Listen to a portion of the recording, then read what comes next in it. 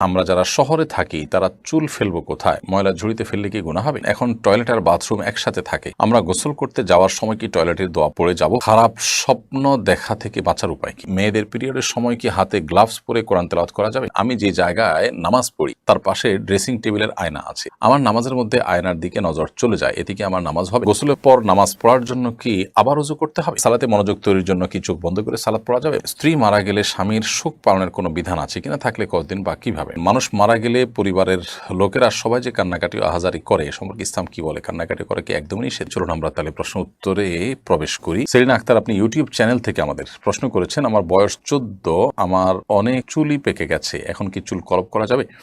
চুল পেকে গেলে আপনি লাল কালার করতে পারেন, সেটা নিশ্চয়ই দেখতে অসুন্দর দেখায় না। সচরাচর 2-4টা চুল পাকলে সামান্য ওইটুকু চুল লাল কালার হলে পরে সুন্দরই লাগে। নবী করিম সাল্লাল্লাহু আলাইহি ওয়াসাল্লাম সাদা চুলকে অন্য কালারে পরিবর্তন করতে বলেছেন, তবে কালোকে পরিহার করতে বলেছেন। তিনি বলেছেন ওয়াজান্নাবু সাওয়া, তোমরা কালো কালার থেকে বেঁচে থাকবে। তো এই জন্য কালো কলব দিয়ে আপনি চুলের কালার পরিবর্তন করবেন না। পারভিন সুলতানা তাসনোভা এআইডি থেকে আপনি লিখেছেন, এখন টয়লেট আর বাথরুম একসাথে থাকে, আমরা গোসল করতে যাওয়ার সময় কি টয়লেটের দোয়া পড়ে যাব? গোসল যখন আমরা করতে যাব তখন বাহির থেকে বিসমিল্লাহ বলে আমরা ঢুকতে পারি, যেহেতু ভেতরে প্যান বা কমোড এবং আমাদের শাওয়ারের যে স্প্রে সেটা যেহেতু পাশাপাশি থাকে সাধারণত এবং কোনো আড়াল থাকে না, বিধায় ওখানে গিয়ে আল্লাহর নাম আমরা নেব না। বাহির থেকে বিসমিল্লাহ বলে তারপরে গিয়ে ভেতরে অজুর যে অন্যান্য কার্যক্রম, হাত ধোয়া, মুখ ধোয়া, সেগুলো আমরা করে তারপর গোসল করবো। সেক্ষেত্রে অজুর যে সুন্নাহ বিসমিল্লাহ পড়া সেটা আদায় হয়ে যাবে, আবার টয়লেটের মধ্যে আল্লাহর নাম নেওয়া যে মাকরুহ সেটি থেকেও আমরা বেঁচে থাকতে পারবো। আনিতা আখতার, আপনি লিখেছেন, মেয়েদের পিরিয়ডের সময় কি হাতে গ্লাভস পরে কোরআন তেলাওয়াত করা যাবে? কোরআন কারীমের তেলাওয়াত পিরিয়ড অবস্থায় না করাটাই হলো জমহুর উলামা ইকরামের মত, অর্থাৎ করা যাবে না। পিরিয়ড অবস্থাতে মেয়েরা কোরআন তেলাওয়াত করবেন না, এটি হলো জমহুর বা সংখ্যাগরিষ্ঠ ইমামদের মত। কোন ইমামগণ ইবনে তাইমিয়া রাহিমাহুল্লাহ সহ কেউ বলেছেন যে করতে পারবেন, কিন্তু সংখ্যাগরিষ্ঠের মত হলো করতে পারবেন না। এখানে আসলে গ্লাভস দিয়ে ধরছেন বা অন্য কিছু দিয়ে ধরছেন কি ধরছেন না, এটা ইস্যু নয়। ইস্যু হলো যে তেলাওয়াত করা না করা নিয়ে। ধরাটা চাইতে ধরতে তো পারবেনই না, কিন্তু তেলাওয়াত করবেন না। তাহলে সেক্ষেত্রে এই টাইমে আপনি কি করবেন? আপনি ইসলামিক অন্যান্য ব্যবস্থা পড়বেন, কোরআনের বিভিন্ন ব্যাখ্যা গ্রন্থ আছে সেগুলো পড়তে পারেন, হাদিসের গ্রন্থ পড়তে পারেন, অন্যান্য আমল করতে পারেন, কিন্তু তেলাওয়াত করবেন না। এটি হলো সংখ্যাগরিষ্ঠ ইমামদের মত। মাহমুদা খাতুন লিখেছেন, সালাতে মনোযোগ তৈরির জন্য কি চোখ বন্ধ করে সালাত পড়া যাবে? মনোযোগ তৈরি করার জন্য চোখ বন্ধ করে সালাত পড়তে পারেন, তবে সাধারণ এবং স্বাভাবিক অবস্থা চোখ খোলা রাখাটাই হলো সুন্নাহ নবী সাল্লাল্লাহু আলাইহি ওয়াসাল্লামের। স্বাভাবিক রাখা। মনোযোগ আমার বেশি সৃষ্টি হয় চোখ বন্ধ করলে, না হলে মনোযোগ ধরে রাখা কঠিন হয়, তো মনোযোগ বৃদ্ধি করবার জন্য আমি চোখ বন্ধ করলাম, এটি জায়েজ আছে। এমনিতে সাধারণ অবস্থাতে স্বাভাবিকভাবে চোখ খোলা রাখাটাই হলো সুন্নাহ। মনজুর আহমেদ চট্টগ্রাম থেকে সম্ভবত আপনি লিখেছেন, খারাপ স্বপ্ন দেখা থেকে বাঁচার উপায় কি? অনেক সময় মানুষ দুঃস্বপ্ন বা যে স্বপ্ন দেখে মানুষ ভড়কে যায়, ভয় পেয়ে যায়, এগুলো অনেক সময় শারীরিক দুর্বলতার কারণে হয়, মানসিক অবসাদগ্রস্ত থাকার কারণে হয়। অতএব সেটি যেন না হয় সেটি খেয়াল করা দরকার। অনেক সময় নির্ঘুম থাকার কারণে অল্প ঘুমালে বা সামান্য ঘুমানোর সময় এই ধরনের পরিস্থিতি তৈরি হয়। এটারই নানা গবেষণা আছে, আপনি একটু খুঁজে দেখতে পারেন। আর এর বাইরে অর্থবহ স্বপ্ন যেগুলো মনে হচ্ছে যে ইঙ্গিতমূলক এবং সেটি দেখে আমি ভড়কে যাচ্ছি, তাহলে এরকম স্বপ্ন যেন না দেখি তার জন্য আসলে বিশেষ কোনো উপায় আছে বলে আমার জানা নেই। তবে আপনি যেটি করতে পারেন, তাহলে এই ধরনের স্বপ্ন দেখার পর সুন্নাহ এর আলোকে বাম পাশে আপনার যে অবস্থায় থাকেন সে অবস্থা আপনার হাতের বাম পাশে আপনি প্রতীকী থুথু ফেলবেন 3 বার, হালকা হালকা করে ঠোঁটের আগায় আপনি 3 বার থুথু করে আপনি প্রতীকী থুথু ফেলবেন। এর বাইরে আমানতু বিল্লাহি ওয়া রাসূলিহি পড়বেন এবং সম্ভব হলে সুযোগ থাকলে 2 রাকাত সালাত আদায় করবেন এবং সেই স্বপ্ন মানুষের কাছে বলে বেড়াবেন না। এগুলো হলো দুঃস্বপ্ন বা খারাপ স্বপ্ন দেখার পর করণীয়। মিনহাজ রহমান আপনি লিখেছেন, গোসলের পর নামাজ পড়ার জন্য কি আবার ওযু করতে হবে? গোসলের পর নামাজ পড়ার জন্য আলাদা করে ওযু করার প্রয়োজন নেই, যদি গোসলটা আপনি সুন্নাহ সম্মতভাবে করে থাকেন।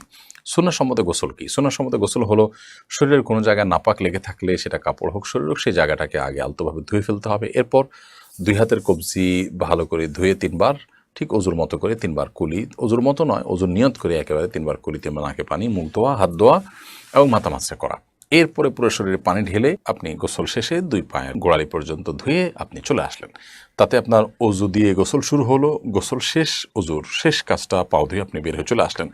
এরপর আলাদা করে আপনার অজু করার কোনো প্রয়োজন নেই। অনেকে অহেতুক এরপর আবার অজু করতে থাকেন। একবার অজু আসে, সেই অজু আপনি থাকা অবস্থায় কোনো ইবাদতই করেনি, অজু দিয়ে প্রয়োজন ছাড়া আবার অজু করার কোনো মানে হতে পারে না। সেজন্য গোসলের পর আর অজু করার কোনো প্রয়োজন নেই, যদি সেটা সুন্নাহ সম্বন্ধে গোসল হয়ে থাকে। যদি সুন্নাহ সম্বন্ধে গোসল হয়নি, আপনি এমনিতে গোসল করে আসছেন অথবা গোসল করতে গিয়ে আপনার অজুভঙ্গ হয়েছে, বায়ু নির্গত হয়েছে, তাহলে সেক্ষেত্রে তো আপনি গোসল করে আবার অজু করবেন। সীমা লিখেছেন, আমি যে জায়গায় নামাজ পড়ি তার পাশে ড্রেসিং টেবিলের আয়না আছে, আমার নামাজের মধ্যে আয়নার দিকে নজর চলে যায়, এতে কি আমার নামাজ হবে? আমরা যখন সালাত আদায় করব তখন এমন কোনো কিছু আমাদের দৃষ্টি সীমানার মধ্যে থাকা উচিত নয় যা আমাদের সালাতের মনোযোগকে নষ্ট করে।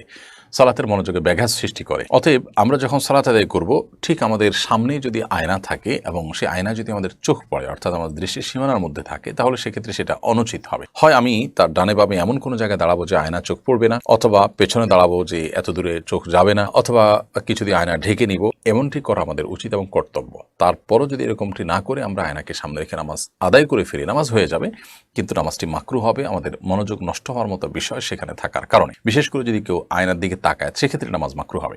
নবী করিম সাল্লাল্লাহু আলাইহি ওয়াসাল্লাম বুখারীর একটি বর্ণনা মতে তাকে একবার সালাত আদায় করবার জন্য এক টুকরো কাপড় দেওয়া হয়েছে, তিনি তার উপরে দাঁড়িয়ে সালাত আদায় করেছেন। কাপড়টি বেশ কারুকার্য খচিত ছিল। তখন নবী সাল্লাল্লাহু আলাইহি ওয়াসাল্লাম সালাত শেষ করে বললেন যে আমাকে এই কাপড় কে দিয়েছে, এটি আমার মনোযোগে ব্যাঘাত সৃষ্টি করছিল। তখন পরিবর্তন করে একটা প্লেন কাপড় দেওয়া হয়, তারপর তিনি সালাত আদায় করেছেন। এখান থেকে বোঝা যায় নামাজের মনোযোগ নষ্ট হতে পারে, এরকম কোনো কিছু দৃষ্টি সীমানার মধ্যে রেখে সালাত আদায় করা অনুচিত। সেই বিবেচনায় আমরা আয়নার বিষয়টিকে মাথায় রেখে সালাত আদায় করব, যে সামনে যেন না থাকে, থাকলেও যেন আমাদের দৃষ্টি সেখানে না পড়ে। তাহারাত তাননীর আপনি লিখেছেন, আমরা যারা শহরে থাকি তারা চুল ফেলবো কোথায়? ময়লা ঝুড়িতে ফেললে কি গুনাহ হবে? মানুষের শরীরের প্রত্যেকটা অঙ্গ প্রত্যঙ্গ সম্মানের পাত্র।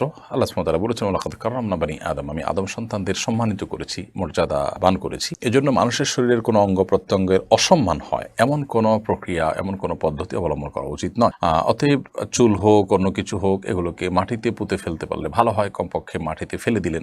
কিন্তু ময়লা আবর্জনার সাথে সেটা ফেলাটা এটা অনুচিত। তবে এর কারণে কোনো হারাম বা বড় গুনাহ হবে ব্যাপারটা সেরকম না। মুমিনুল ইসলাম লিখেছেন, স্ত্রী মারা গেলে স্বামীর শোক পালনের কোনো বিধান আছে কিনা, থাকলে কতদিন বা কিভাবে? সাধারণ যত শোক পালন আছে সেগুলো 3 দিনের বেশি শোক পালন করা জায়েজ নেই। নবী করিম সাল্লাল্লাহু আলাইহি ওয়াসাল্লাম পরিষ্কারভাবে জানিয়েছেন, মেয়েরা স্বামীর মৃত্যুর পর 4 মাস 10 দিন শোক পালন করবেন, নিবৃত্ত থাকবেন বিবাহ ইত্যাদি থেকে, এবং ইদ্যত পালন করবেন যথা নিয়মে। এর বাইরে স্বামী তার স্ত্রীর বিয়োগে, স্ত্রীর মৃত্যুতে তিনিও শোক পালন করবেন, কিন্তু সেটি 3 দিনের বেশি হবে না। অর্থাৎ শোক পালন বলতে বিয়ে শাদী থেকে বিরত থাকা, শোক প্রকাশ করা, এটা 3 দিন হবে, 3 দিনের বেশি হবে না।